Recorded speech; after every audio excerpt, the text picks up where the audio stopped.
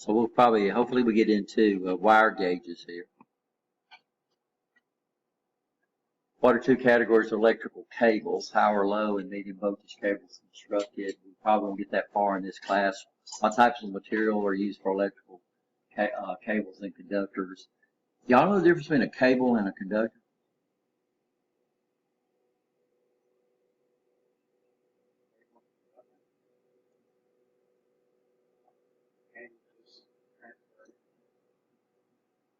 We could have power cables, we could have power conductors, and we have power cables. So of course, when your down drop from your transformer to your house, those are conductors. But if you look coming out of the bottom of your meter, if you can see it, that's a cable. House wiring is done with cables. It's not done with conductors. So what you do, you run cables through your walls. So what's the difference? Just those explanations. What would be the difference between a conductor and a cable? So these are conductors. I don't have a cable up here. Those are cables coming out of that box.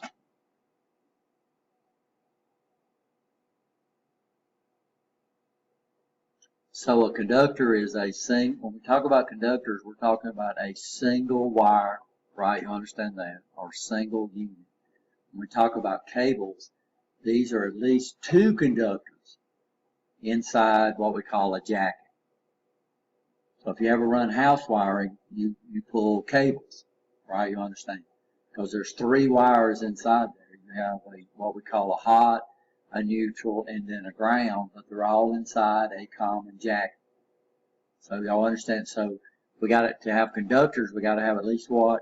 Two, and they got to be enclosed in a jacket, an outside jacket. It's not an insulator, it's a jacket.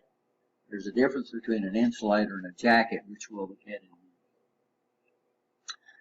So electrical conductors and electrical cables. What types of material are used in electrical cable conductors? So here when we say electrical cable conductors, we're talking about the conductors inside the cable, right? Does that make sense? And what are their characteristics? What types of material are used for insulators? Jackets. What types of material are used for cable jackets? And what are their characteristics? And then we're not going to do the fiber optics.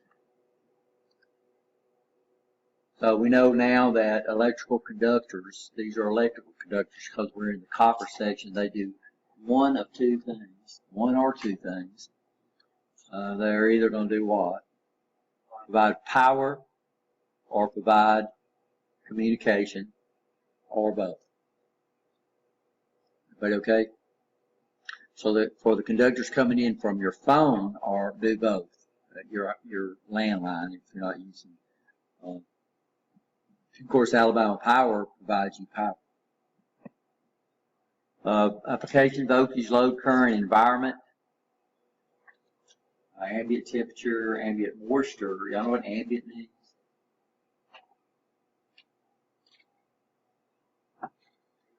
You know what ambient means? You know what air means?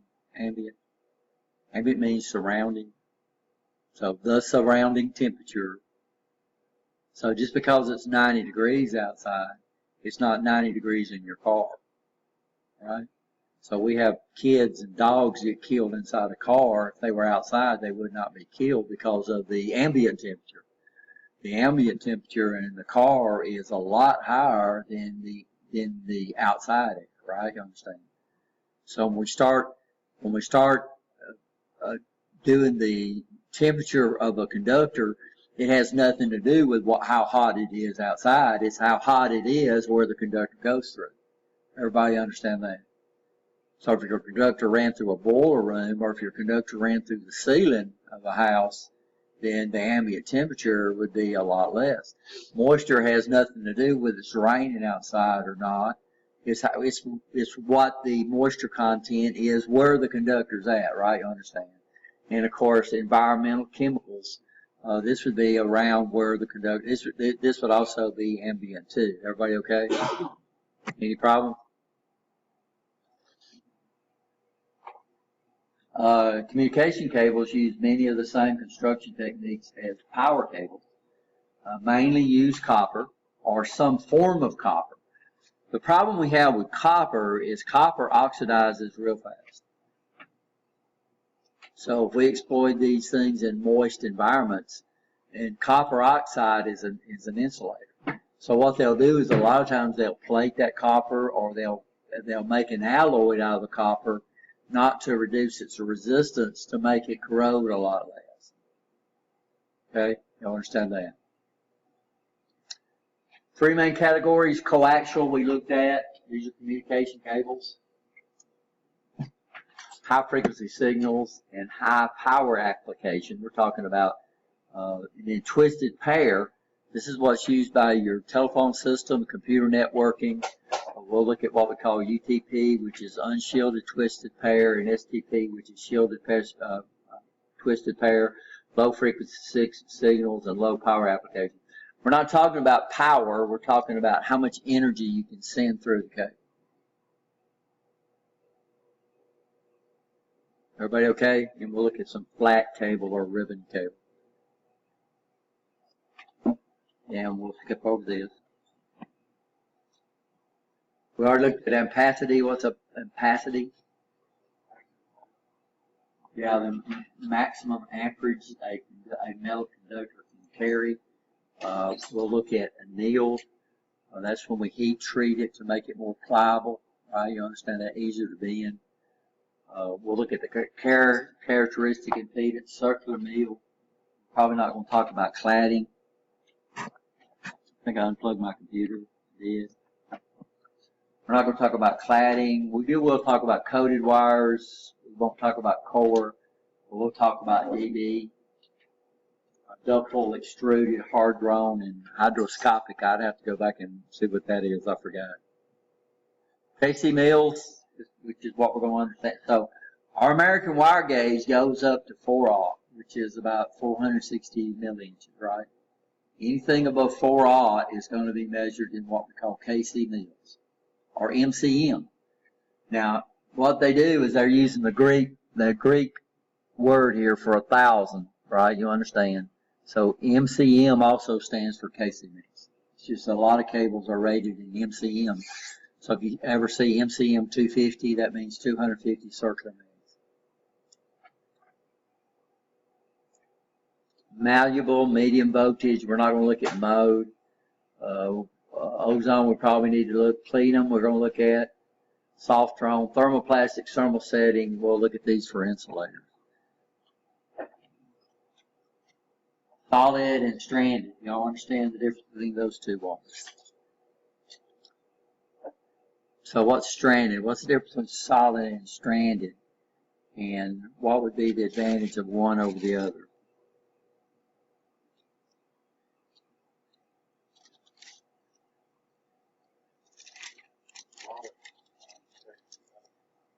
Right. So what advantage does a stranded conductor have over a solid conductor? So we can say solid strand.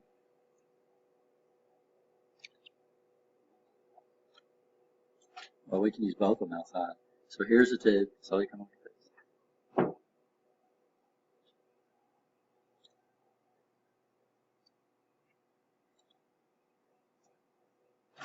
So which one did I get this out of?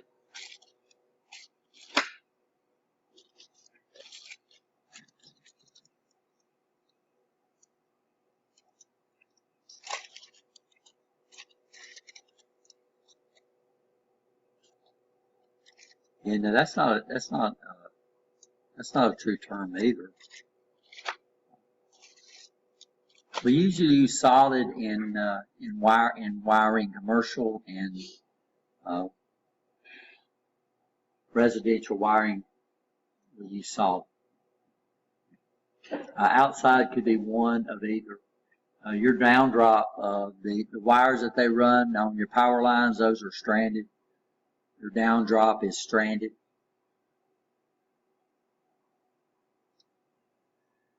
So just flex it. When they come around, just flex the two. Tell me which one is easier to bend.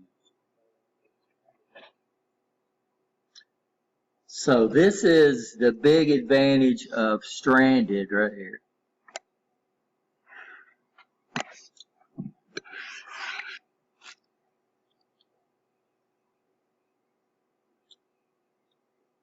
Now the big advantage of solid is it's very easy to terminate.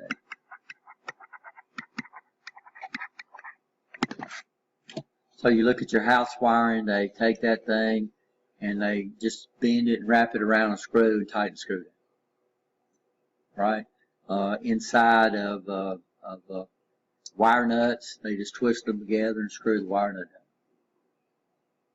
So stranded wire, if you twist them together, they're very easy to pull apart. But if I'm on a pull wire, but Alabama Power, they've got to roll all that wire up on they got some pretty heavy gauge wire that they got to roll up on spools. If that was solid, they wouldn't be able to do that. They wouldn't be able to roll that stuff up because it would be so inflexible, right? You understand? So the big advantage of stranded is that it's very flexible. The problem is it's hard to terminate. We can't take you're not supposed to take stranded and wrap it around a screw. Because what happens is it does what we call a bird cage, which means it spreads out. And if you lose one strand out from under that screw, you change the gauge of the wire.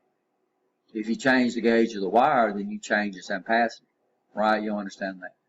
So when we do stranded wire, we're going to use compression termination, where it keeps it from bird caging, or we're going to have to put a terminal on the thing, or a splice, actual splice. So solid, if I want to splice solid, I can just twist that stuff together.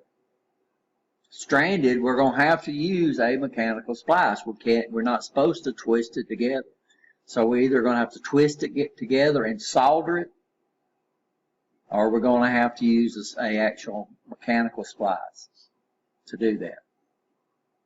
But house wiring, you don't see any splicing. I mean, you don't see any mechanical splices. All they do when they want to splice a wire, they just do what? Twist it together, twist them together, and then put a wire nut on it to insulate it. But so this is why we have two.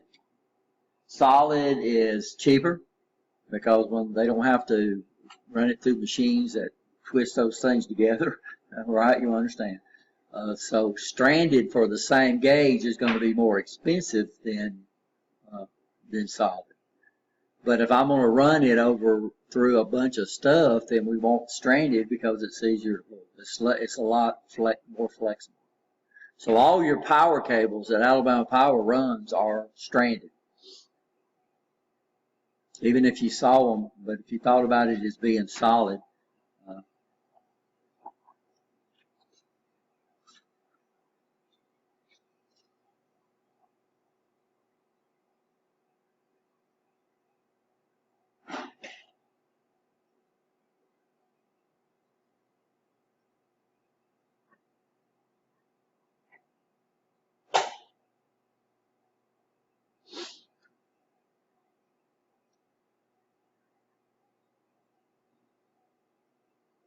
this is power.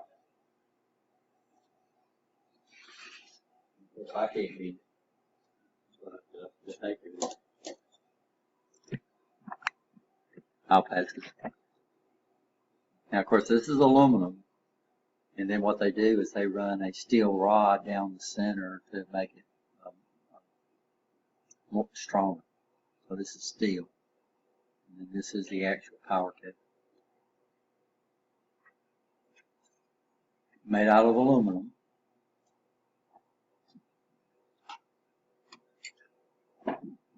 And now that's bigger than a 4/0. So if it's bigger than a 4/0, then what we're going to do is we're going to use circular mills.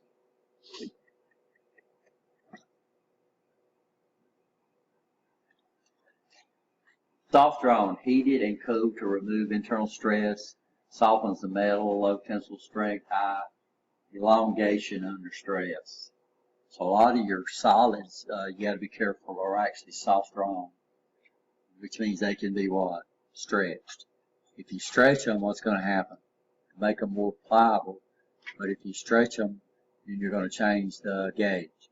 If you change the gauge, what do you change?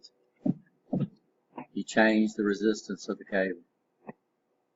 Silver, we know this right here. Silver, best conductor used as plating on contacts. It uses the plating on some conductors. Solder, we can buy what they call 6236. We call that silver solder, but it's only got 2%. And this would be your best conductive, but this would be your most expensive solder. 62% tin, 36% lead, and 2% silver. Very expensive. So copper, silver, we're either going to be using it as a plating, or we can use it inside solder. That makes sense. Gold, third best, extremely resistant to corrosion, used primarily as a plating on connectors that will be exposed to the water. Aluminum is the fourth best conductor, strong, light, and cheap, used in high voltage transmission lines, used for power distribution, until recently used in most integrated circuits. And that's because copper and silicon, which is the main used semiconductor, didn't get along with each other. Other conductors: brass, zinc, iron, nickel, mercury, tungsten, nichrome, which are still barely conductors, but they have a lot of resistance. So nichrome is what they use in electric heaters. So we use the R there to deliberatly make the thing get hot, right? And tungsten has a pretty good deal of resistance too. We use these in what we call incandescent lights now, which they're slowly fading out. And why?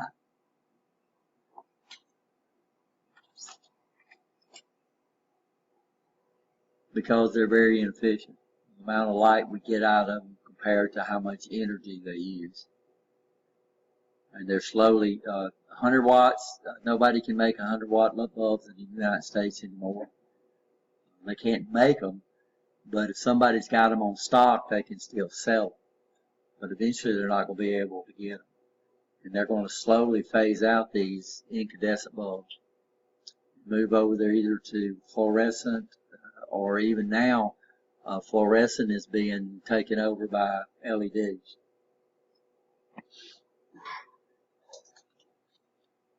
Conductor, of course, copper is highly expensive, ductile, malleable, and resistant to corrosion and fatigue compared to silver. Now, copper oxidizes, but silver oxidizes real fast. Aluminum is cheap and light, does not get along with copper, corrodes and expands and retracts with temperature.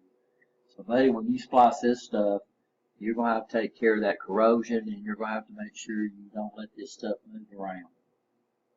Because if you move around, if you got this stuff under a screw or something like that, and you expose it to wide varying temperatures, then these guys are going to work loose, right? You understand that?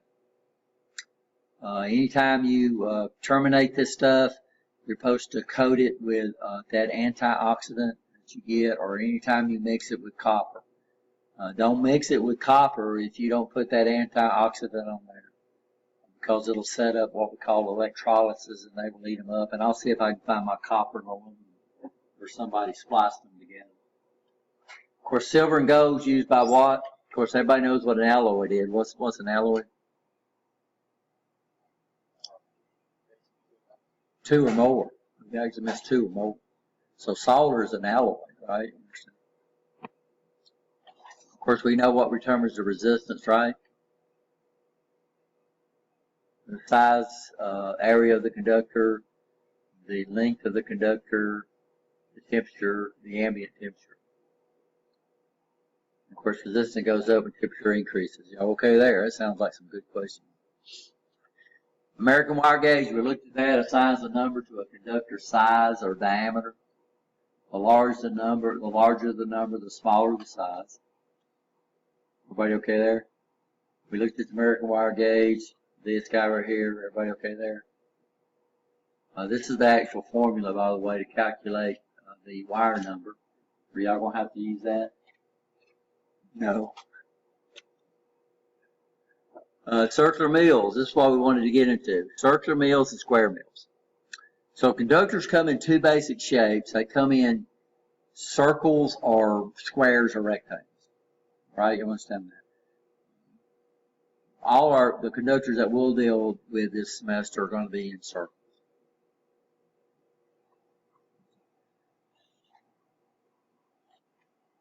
So circular mills is the area of a round conductor that has a diameter of 1 milli-inch. Is a circular mill. Square mill is the area of a square conductor with the sides equal to 1 mil. Are we okay? And these are our three basic conductors. We have square, we have rectangular or round conductors. Everybody okay there? The area of a rectangle is equal to the equivalent square area, which is length times width. And of course, a square is, we say it's equal to any side squared, right? Which is still taking the length times the width, but on a square, the length and the width are the same. So if I multiply the length times the width of a rectangle, or if I take the squares, if I take the side squared, we end up basically calculating the same thing. To convert the square area of a circle into the equivalent square area, multiply the circle area by 0.785. Anybody know where that came from?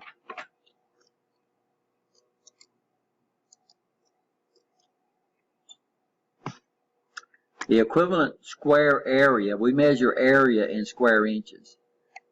But the problem is when I look at a circle, the sides are not flat. So to calculate the area of the equivalent square area of a circle, it's equal to 2 pi times the radius. We call it 2 pi rad.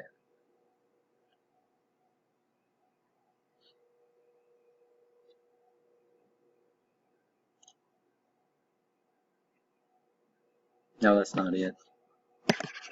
The area is equal to what?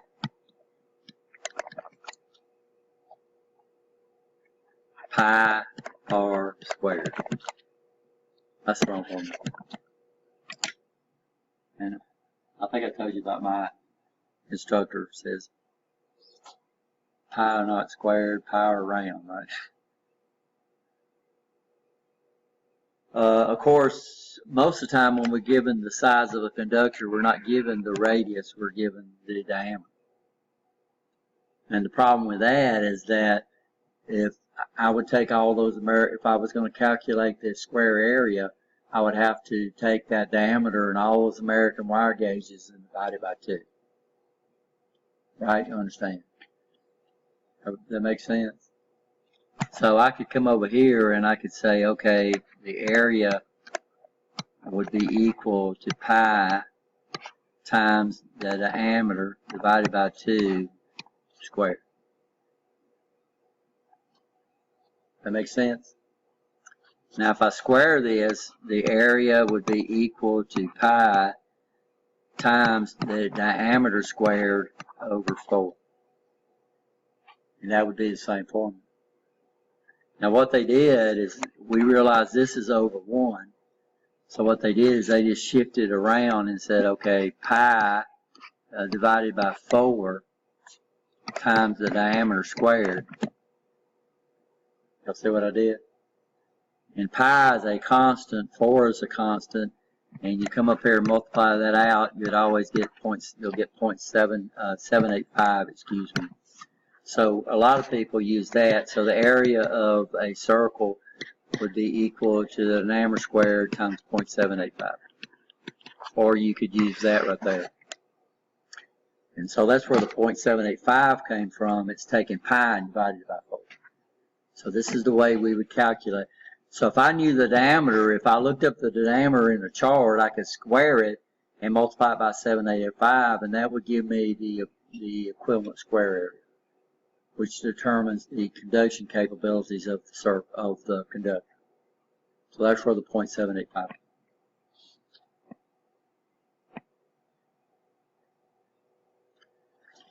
So we get into what we call circular mills. There's two methods used to represent conductor sizes, are the American wire gauge and circular mills. Both methods given, and it gives an indication of the diameter of the conductor. Are we okay? A mill, pronounced mill, is short for the metric prefix milli and is equivalent to 0.01 inches. Y'all all had entered engineer, right? So y'all understand metric prefixes. To go from mills to go from diameter to mills, we'll multiply it by 1,000. So when they give the size of the conductor in mills, it's going to be mostly in what we call KC mills, thousands of circular mills, right? So if I said 250 KC mill, or they might say 250 MCM, that means the same thing. You'll see, you'll MCM used a lot. Then what they're talking about is what?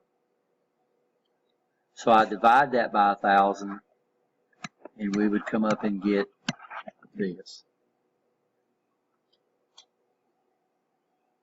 Are we okay? And this would be what?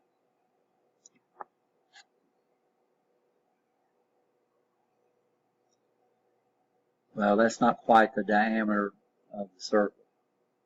Everybody okay? So let's see how we do this. A circular mills is a cross-section arrow conductor. We've already talked about that. Square mill is, we already talked about that. So here's what we do. Circular mills, a cross-sectional area is equal to the diameter of the circle squared.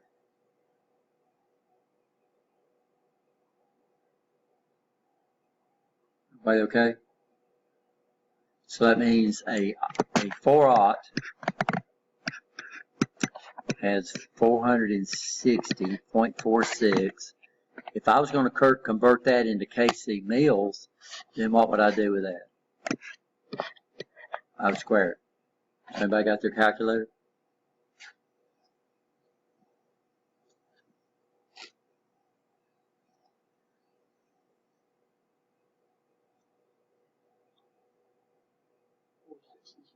Yeah. 0.46 squared. There's going to be a difference. That's point. So this is the diameter of a 0.2116.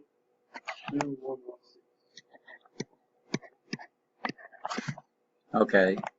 Now what we would do is we'd multiply that times 1,000.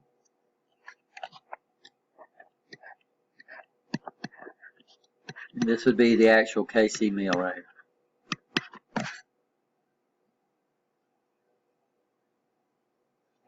Of course, they usually say 211 because this is a rounded. So a 4/0 would be what they'd call 211 KC. They'd call that 207 KC mills or MCM. Of course, we're not going to see a 4/0 because that's going to be rate. Well, we could, by the way. Some companies rate all their cables in KC mills, and they don't use the American wire gauge. But most companies use the American wire gauge all the way up to 4/0, and then they jump into KC mills.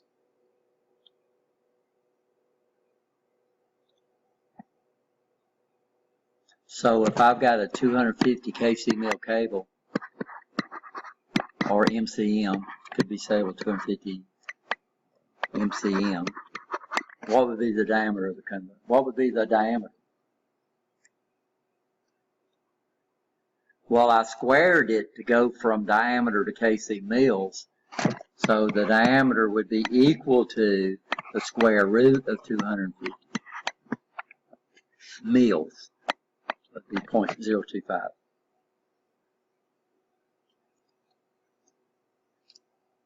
And anytime you take the square root of a fraction, you should end up with a bigger number, right? And that bothers people, but we're taking the, so what we got? What's that? So that would be, so 250 KC mills is a 1/2 inch. That would be a cable that's got a diameter of a ½ inch. So over a while you would learn these, but these you'll have to probably use a calculator if you got KC Mills. Now, what they're doing is that, okay, they just want to come up and they want to leave this guy out right here. So this is why they did it this way. And then if you needed to know the area, you could take that number and multiply it by 200, by 0.785. But a circular mill is equal to the diameter squared. Okay, do y'all understand that? And anything above 4 odd is going to be rated in KC Mills or MCM.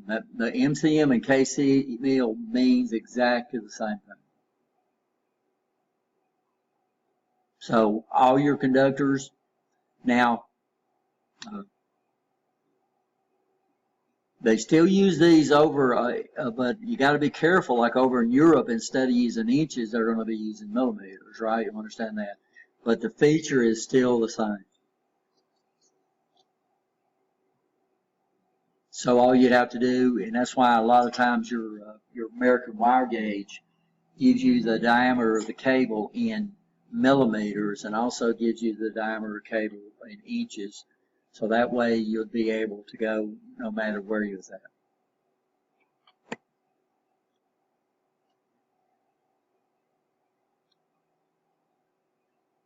So multiply it by 1,000 and we'll either call it KC Mills or what?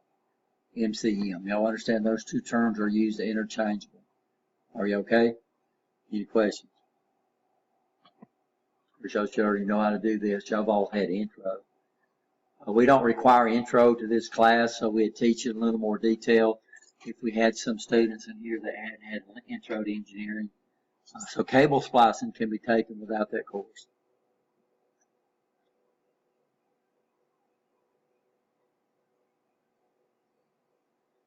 So the circular mills is equal to the what? KC Mills would be equal to the diameter squared times the what? 1,000.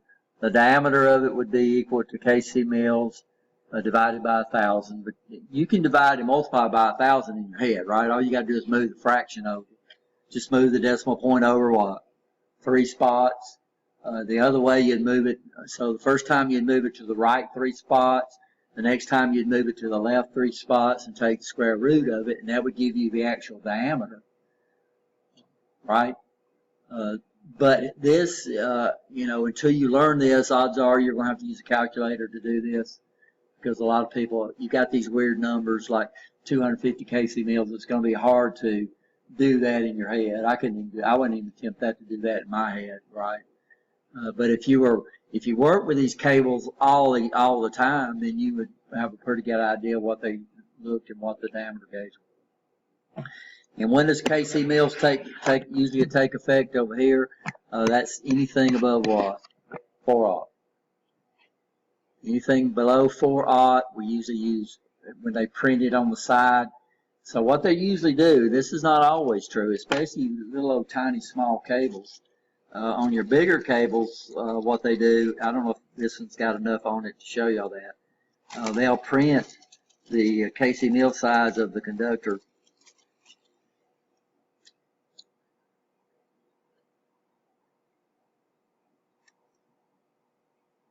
I can see some printed information on this. And no, we didn't get that far, dang it.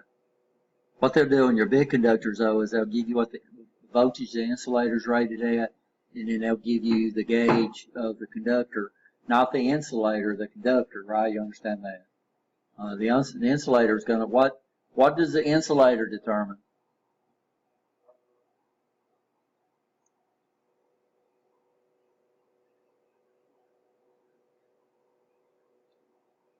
Depends. It's definitely gonna be rated on how much voltage that sucker can hold in, right? You understand, which would be the pressure. How much pressure can that insulator hold in without forcing a lot of current through the insulator itself? And then sometimes it's rated with the environment that it runs in. Okay. So if you've got a conductor that is not inside a jacket, then that conductor that insulator not only determines how much voltage it can keep in, but it also determines where you can run that, what environment you can run it through. That makes sense? If it's got a jacket, then the jacket is not an insulator. The jacket is just something we use to put cables with, to create cables. So a cable is a two or more conductors that share a common jacket. Now the only thing the jacket determines is what environment you can run it through. Does that make sense? So the insulator determines one thing. It always determines how much voltage we can hold in. Sometimes it determines the environment. If it's a cable, then usually the insulator only is set for the voltage, and the jacket determines the environment. Y'all understand that? Yes or no? That makes sense? So what is a jacket?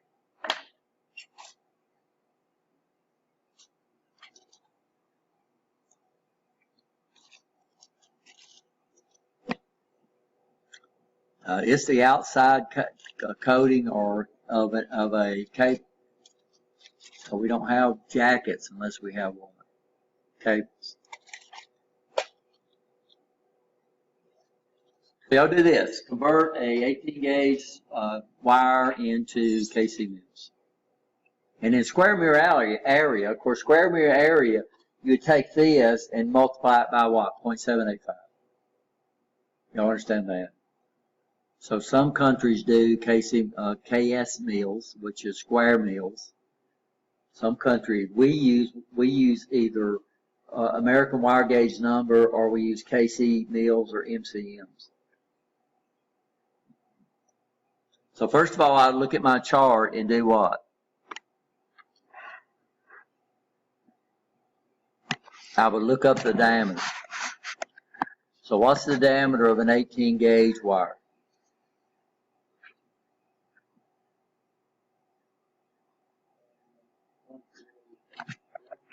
What's that? Of course, this would be inches, right? Okay, so I'm going to convert that into KC mills.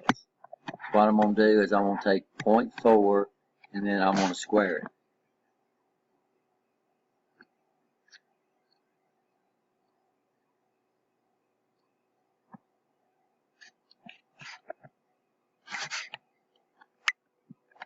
What we got?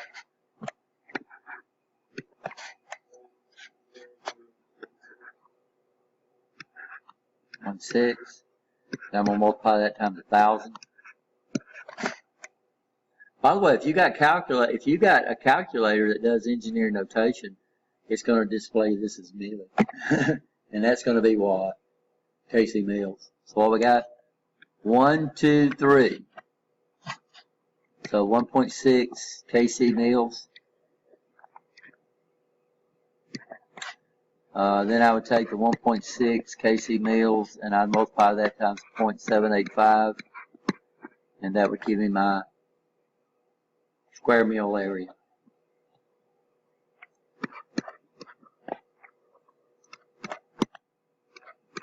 What we got?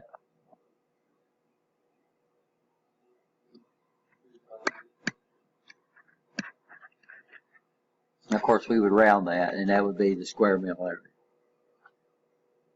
Are you okay? So y'all do it for a 12 gauge wire.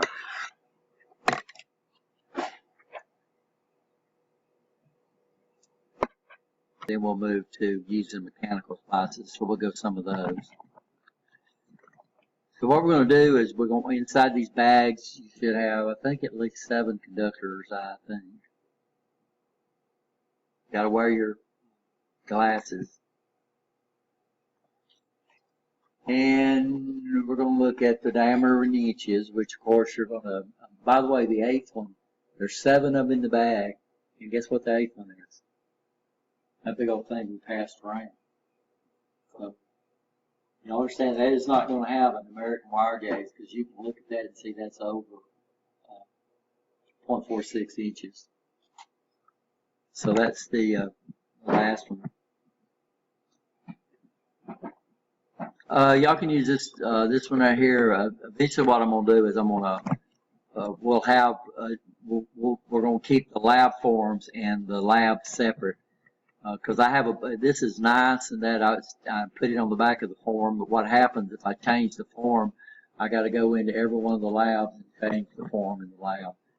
And this is not gonna be, the last, so the lab form itself is changed, but I'll let y'all use this one since I hadn't run the lab off of this.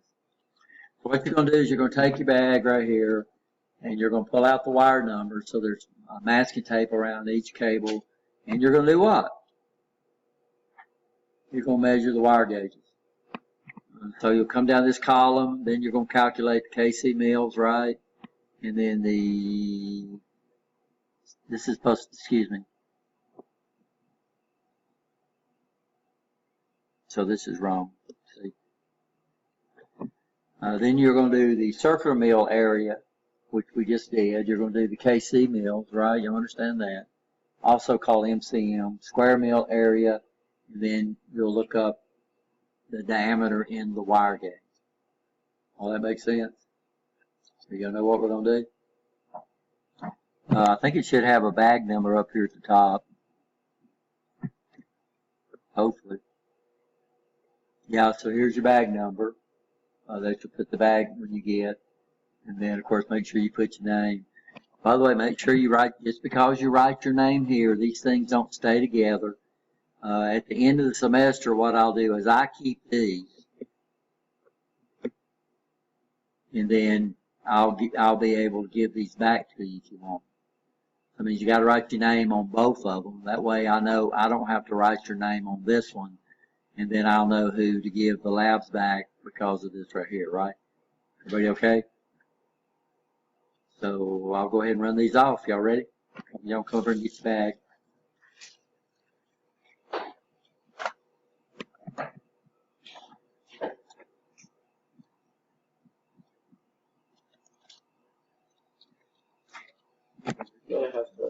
Huh? I'll run you off. That's right, you weren't here the first day.